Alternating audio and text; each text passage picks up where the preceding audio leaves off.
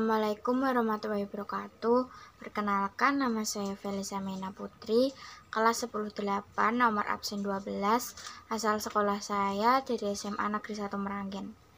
Kali ini saya akan menjelaskan hasil presentasi saya yang telah saya buat, yaitu tentang pasca revolusi, proklamasi, sampai masa pemerintahan Presiden Soekarno. Topik yang akan saya bahas kali ini yaitu periodisasi pasca revolusi. 1. Proklamasi kemerdekaan. 2. Perang kemerdekaan. 3. Demokrasi parlementer. 4. Demokrasi terpimpin. 5. Nasib Irian Barat. 6. Konfrontasi Indonesia-Malaysia. Yang 7 yaitu Gerakan 30 September. Proklamasi kemerdekaan. Proklamasi kemerdekaan Indonesia dikumandangkan oleh Presiden Soekarno pada tanggal 17 Agustus 1945. Tujuan dilaksanakannya proklamasi sendiri adalah untuk terlepas dari jerit penjajah dan mencapai cita-cita bangsa. Kendati demikian, setelah peristiwa sejarah itu, bangsa Indonesia masih harus menghadapi pertempuran di berbagai daerah. Apa saja pertempuran yang terjadi setelah proklamasi kemerdekaan Indonesia? Yang pertama, pertempuran Medan Perang. Pada 9 Oktober, sekutu mendarat di Medan dengan dipimpin oleh Ted Kelly. Hal itu diikuti oleh NICA atau Netherlands Indies Civil Administration yang menurunkan pasukannya di bawah pimpinan Westerling untuk menjadi ahli pemerintahan. Melihat kondisi ini, para pejuang Indonesia segera membentuk Tentara Keamanan Rakyat atau TKR. Akibatnya, pada tanggal 13 Oktober 1945, terjadilah perlawanan rakyat terhadap sekutu di Medan, Sumatera Utara, yang kemudian dikenal sebagai peristiwa pertempuran Medan Area.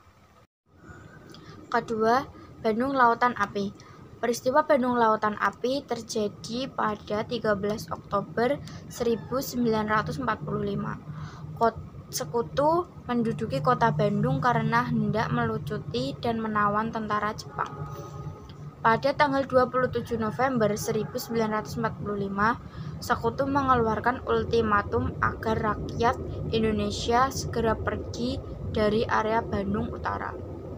Tetapi ditolak. Pemerintah Republik Indonesia dari Jakarta menginstruksikan agar mereka tidak pergi dari Bandung. Namun sebelum meninggalkan Bandung pada 23-24 1946, para pejuang menyerbu pos-pos sekutu dan membumi hanguskan Bandung. Yang ketiga, pertempuran 5 hari Semarang. Pertempuran 5 hari Semarang terjadi sejak tanggal 15 hingga 19 Oktober 1945. Jepang yang bekerja di pabrik gula Cepiring hendak dipindah ke Bulu. Namun, di tengah perjalanan mereka kabur. Rakyat Semarang yang mengetahui hal tersebut lantas berusaha melawan dan meminta Jepang untuk menyerahkan senjata mereka. Namun Mayor Kido dari Jepang menolak. Sehingga pertempuran pun berlanjut. Tiba-tiba Jepang melemparkan serangan tak terduga dan menahan para anggota polisi istimewa. Kematian Dr. Karyadi pun menyulut kemarahan rakyat Semarang. Hingga mereka melakukan perlawanan dari tanggal 15 sampai 19 Oktober 1945. Pada akhirnya, rakyat Semarang dan pasukan Jepang berhasil didamaikan dengan dilucutinya senjata Jepang pada 20 Oktober 1945. Keempat, pertempuran Ambarawa. Pertempuran Ambarawa terjadi pada tanggal 20 Oktober 1945 ketika pasukan sekutu di bawah pimpinan Brigjen Battle mendarat di Semarang. Setelah itu mereka pergi ke Magelang dan membuat kerusuhan di sana. Peristiwa ini lantas membuat masyarakat memboikot dan menyerang balik sekutu. Alhasil pasukan sekutu terpaksa mundur ke daerah Magelang dan mulai melawan rakyat pribumi pengejaran dan pengepungan dilakukan oleh pasukan Tentara Keamanan Rakyat atau TKR.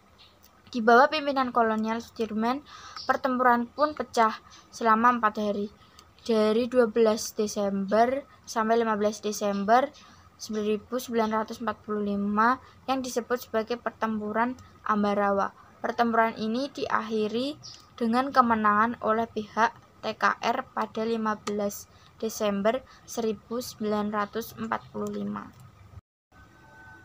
Kelima, Pertempuran Surabaya. Pada 25 Oktober 1945, pasukan sekutu yang dikomando oleh Brigjen AWS Malabi tiba di Jakarta. 3 hari kemudian, yakni tanggal 28 Oktober 1945, terjadi pertempuran antara rakyat Surabaya yang melawan sekutu. Peristiwa ini menewaskan Malabi yang kemudian memicu amarah sekutu dan meminta rakyat Surabaya untuk menyerah.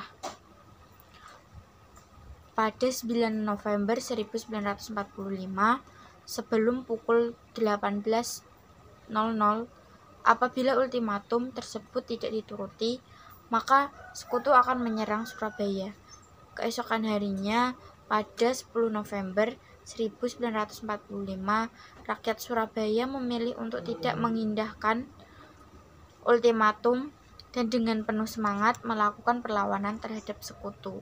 Oleh sebab itu, terjadinya pertempuran Surabaya pada 10 November 1945. Keenam, Serangan Umum 1 Maret 1949. Serangan umum 1 Maret 1949 terjadi sebagai bukti kepada dunia internasional bahwa Tentara Nasional Indonesia atau TNI masih kokoh dan kuat. Tanggal 1 Maret 1949 pagi hari terjadi serangan besar-besaran yang dilakukan di seluruh wilayah Divisi 3 GM3 Yogyakarta. Dalam serangan ini, Indonesia sempat menaklukkan Belanda. Namun setelah tentara Belanda dari Magelang berhasil menerobos masuk Yogyakarta, serangan balik pun dilakukan.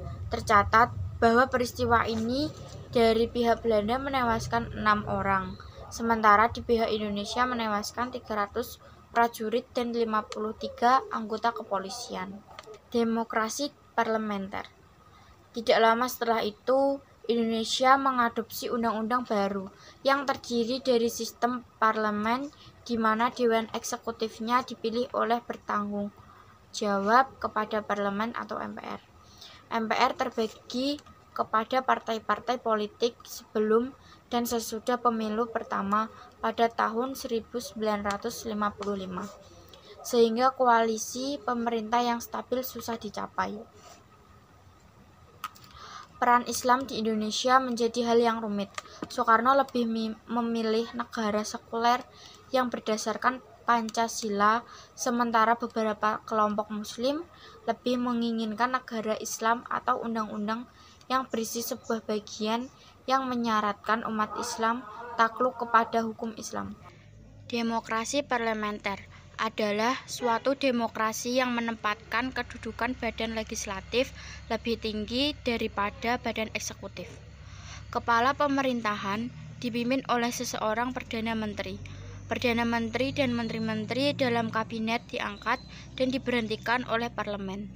Dalam demokrasi parlementer, presiden menjabat sebagai kepala negara. Demokrasi terpimpin. Pemberontakan yang gagal di Sumatera, Sulawesi, Jawa Barat, dan pulau-pulau lainnya yang dimulai sejak 1958. Ditambah kegagalan MPR untuk mengembangkan konstitusi baru, melemahkan sistem parlemen Indonesia. Akibatnya pada 1959, ketika Presiden Soekarno secara unilateral membangkitkan kembali konstitusi 1945 yang bersifat sementara, yang memberikan kekuatan presidensil yang besar, dia tidak menemui banyak hambatan. Dari 1945 hingga 1965, Presiden Soekarno berkuasa dalam rezim yang otoriter di bawah label demokrasi terpimpin. Dia juga menggores kebijakan luar negeri Indonesia menuju non-blok. Kegiatan yang didukung para pemimpin penting negara-negara bekas jajahan yang menolak aliansi resmi dengan blok Barat maupun blok Uni Soviet. Para pemimpin tersebut berkumpul di Bandung, Jawa Barat pada tahun 1955 dalam KTT Asia Afrika untuk mendirikan fondasi yang kelak menjadi gerakan non-blok. Pada akhir 1950-an dan awal 1960-an, Soekarno bergerak lebih dekat kepada negara-negara komunis Asia dan kepada Partai Komunis Indonesia atau PKI. Di dalam negeri, PKI merupakan partai komunis terbesar setelah Uni Soviet dan Tiongkok. Nasib Irian Barat. Pada saat perjuangan kemerdekaan, pemerintah Belanda mempertahankan kekuasaan terhadap belahan barat Pulau Nugini atau Papua. Pada perundingan meja bundar di Den Haag pada 1949 dicapai kesepakatan bahwa status koloni Belanda di belahan barat Nugini atau Papua akan dibicarakan setahun setelah pemindahan kedaulatan dari kolonial Belanda ke Republik Indonesia Serikat telah dilakukan 2 November 1945. Namun, setelah perundingan meja bundar mencapai kesepakatan, kolonial Belanda di Nugini mengizinkan langkah-langkah menuju pemerintahan sendiri dan pendeklarasian kemerdekaan penduduk Nugini Belanda pada 1 Desember 1961. Negosiasi susulan antara pemerintah Republik Indonesia dengan kerajaan Belanda mengenai penggabungan wilayah tersebut dengan Indonesia gagal mencapai kata sepakat, dan pasukan penerjun payung Indonesia mendarat di Irian dan terjadi pertempuran antara pasukan Indonesia dan Belanda pada 1961 dan 1062. Pada 1962, Amerika Serikat menekan Belanda agar setuju melakukan perbincangan tertutup dengan Indonesia menghasilkan Perjanjian New York pada Agustus 1962. Dan Indonesia mengambil alih kekuasaan terhadap Irian Jaya pada 1 Mei 1963. Konfrontasi Indonesia-Malaysia. Soekarno menentang pembentukan Federasi Malaysia dan menyebut bahwa hal tersebut adalah sebuah rencana neokolonial untuk mempermudah rencana komersial Inggris di wilayah tersebut.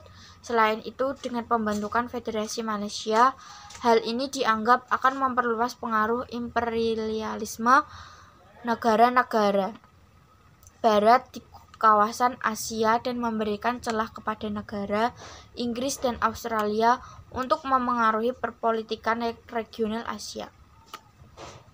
Menanggapi keputusan PBB untuk mengakui kedaulatan Malaysia dan menjadikan Malaysia anggota tidak tetap Dewan Keamanan PBB, Presiden Soekarno mengumumkan pengunduran diri negara Indonesia dari keanggotaan PBB pada tanggal 20 Januari 1965 dan mendirikan Konferensi Kekuatan Baru atau CONEVO sebagai tandingan PBB dan GANEVO sebagai tendangan Olimpiade.